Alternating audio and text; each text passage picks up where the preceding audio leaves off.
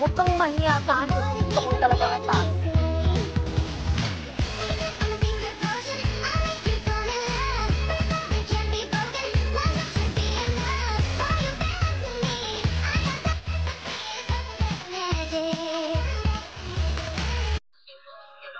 So guys, alam nyo, kinilig din ako sa love team na Dust Band, which is Dustin and Ivana. Sobrang ang ganda ng chemistry nila. Parang bagay na bagay sa tingnan nyo guys. You know?